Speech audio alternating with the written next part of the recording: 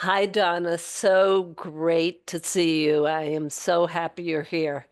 Oh, and hello, how are you, Sue? I am so delighted to be here. You are one of our city and region's great heroes, actually, quite Oh, frankly. And so I'm particularly excited that we're talking as part of our empowerment series.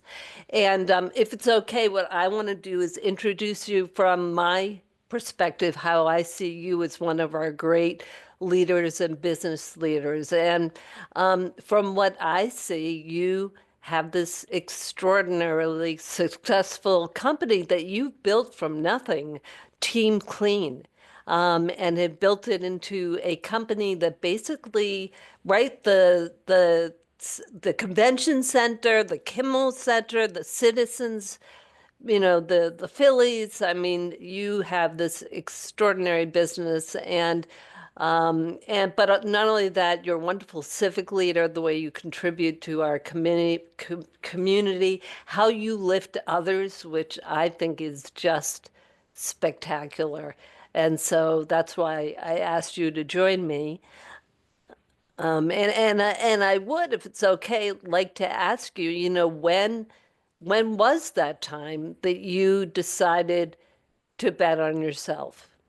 well, first of all, before I get into that, Sue, let me just tell you that first of all, sometimes I have to pinch myself to really believe that I'm as far as I am today. Mm, And the other thing that I want to tell you is that, when you were telling me the things that you're telling me, it warms my heart. I was actually getting chills because oftentimes, we're not applauded enough. And oftentimes we as women, I say that, don't pat ourselves on the back enough. And we need right. that pat on the back. So, I just want to say thank you for those very, very kind and inspirational True. words. So thank you so much. And thank you for Well, having me. of course. And your question is, when did I realize that I was betting on myself or that I was going to bet on myself? Well, when was that moment when you said, I need to bet on Okay. myself? Yeah. Well, that moment was actually 42 years ago. I can't Mm, believe it. I've been in business for 42 years.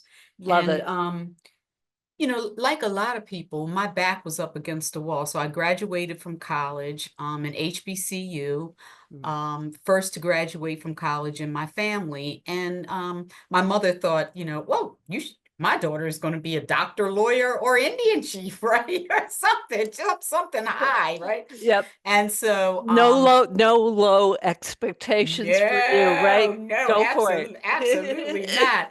And so what happened was I came from a family of domestics around the main line. So my grandmother ironed clothes for then, actually, it was Thatcher Longstretch's grandfather. Can you Sure. believe that? The Yeah. councilman, right, Yes, right. yes, yes, his Huh. grandfather.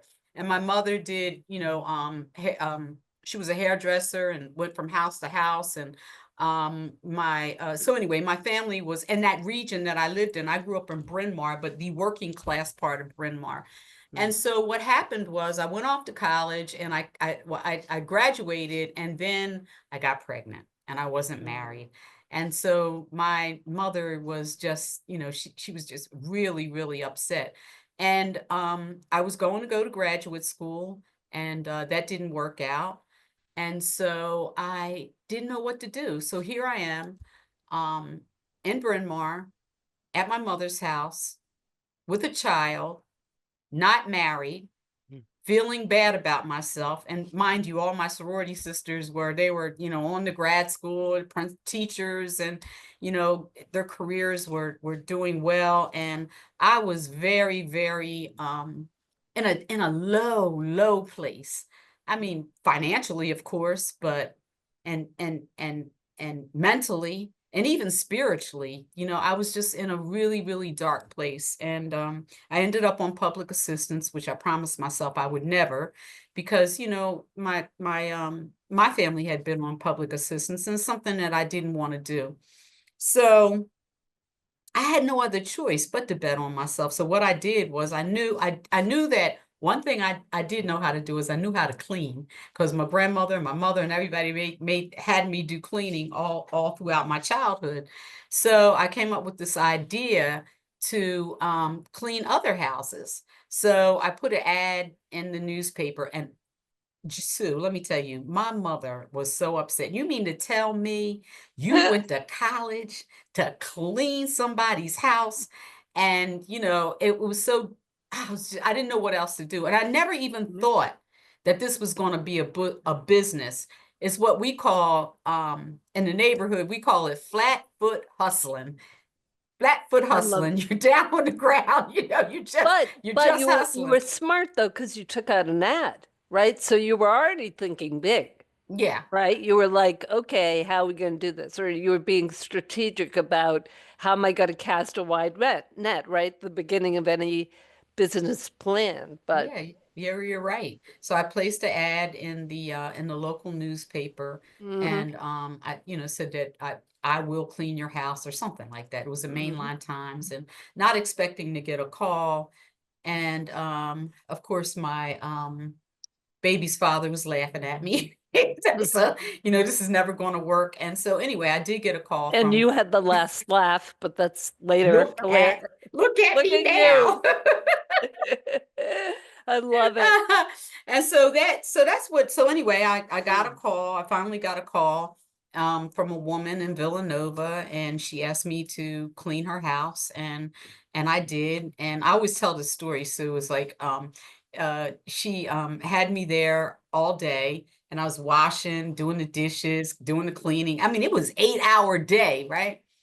And at the end of the day, she said to me, "Well, what do I owe you, dearie?" And she, pulled out her little purse and whatnot. And I, and ladies, I mean, Sue, I did not know my self-worth. I did not know that what I was worth. At the end of those 8 hours, I did not know. I did not know what I was worth.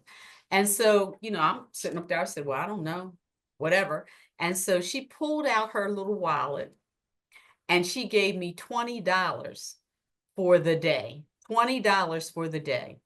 And so, mind you, I was very extremely disappointed, and I had all these little words for her in my head. And I left, but it was $20 more than I had the day before. So I was able to buy some Pampers and little things and whatnot. Went home, never Love your, expecting, pardon me, go ahead. no, I was just gonna say, I love your attitude. You're like, Yeah. okay, I'm upset, but hey, I'm starting. $20 more than I had the day before. And I still remember that day. I can never forget it. And Mhm. so after that, she called me back, and I was surprised that she would call me back, but she did. And she said she called me Donnie because she couldn't say Donna, or didn't want to say Donna. So she called me Donnie. And she Mhm. said, "Donnie, will you come back again?" And I'm thinking in my mind over my dead body. But I thought about it. I thought about it, and I went back, and same drill, like even like in the movie The Help, she hid the $10, but only she hid it in the washing machine to see if I was going to take it. All the tests, and I passed all the tests. So anyway, I successfully did that, and she liked me. And Well, what's not to love, right? and she liked me. And That I did that.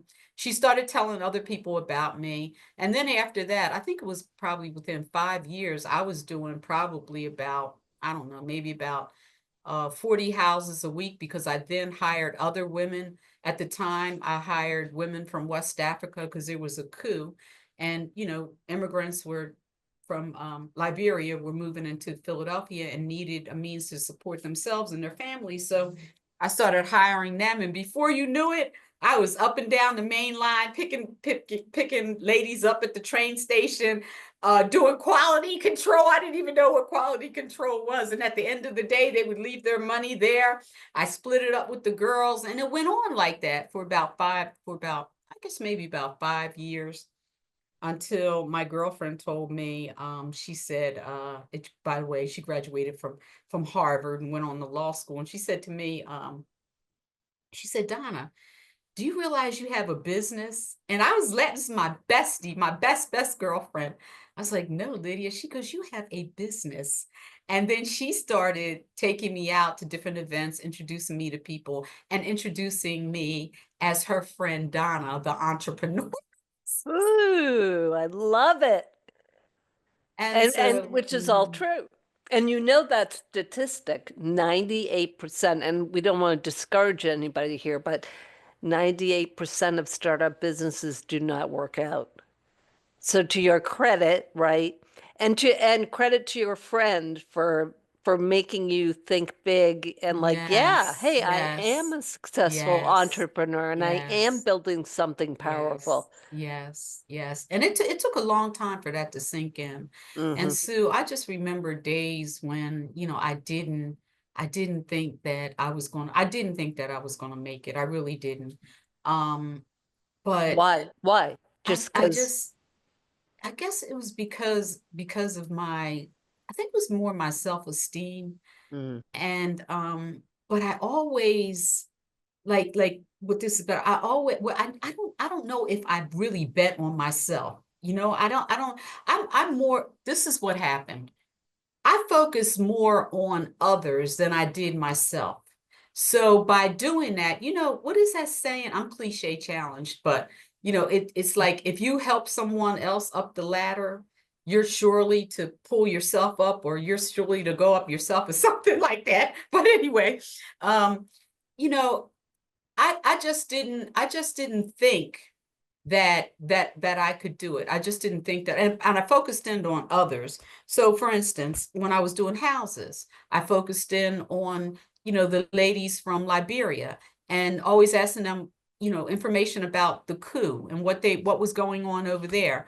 Then when I got into commercial cleaning, doing stadiums, racetracks, and arenas, well, we were going into Baltimore, Philadelphia, and the homeless shelters, getting people out of rehab centers and putting them to work, giving them a job, although it wasn't much, but it was something.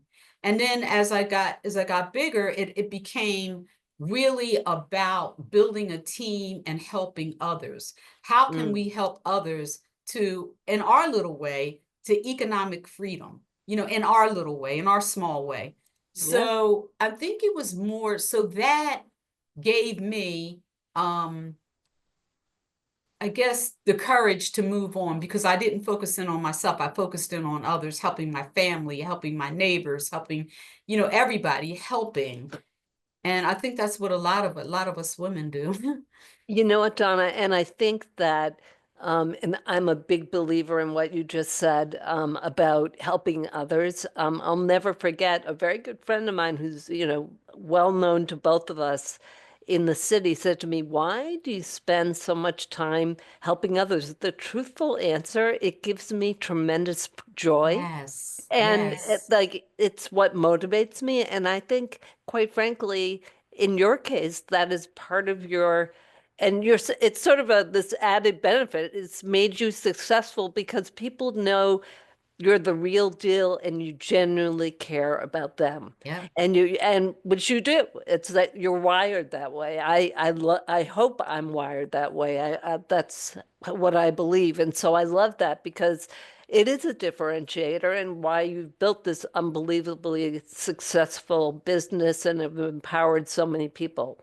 Yeah. And Sue, by the way, you are wired that way, and you are. So, but I will say my husband used to tell me years ago, he used to say, Donna, because in the beginning, I didn't even know if I was making money. I didn't care that I was making money. I knew that I had a little to feed Hmm. my family, a little bit for myself, and what I didn't know. I didn't know balance sheets and anything like that until he came into my life, and he said to me, and at first I was insulted, but then I kind of understood. He said to me, Donna, you're not running a social service agency, you do have a business.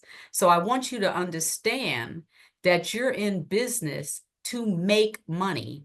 Don't be afraid to make money, because you can't help others until you are able to help yourself. So, and honestly, by the way, my husband has full-time Alzheimer's, so he's no longer in my life. So I'm back again at that point where I don't have anybody. I'm just, with just doing this alone. And I Yeah. always remember those words that he tell me. And sure enough, he's a very wise man. He's sure enough, Sue. I now, and not bragging, but I'm in a position financially where I can even do more help. So earlier on, I was helping with jobs, still am, but now I'm able to give back to the community that I love so much. I love Philadelphia community. I love the Philadelphia community. They have been so honestly, so helpful to me, from just the community folks, the politicians, the people that do business or give business to me. It's just a wonderful place. It really is. I love this place, and I always want to be in a position to give back if I can. Well, we love you.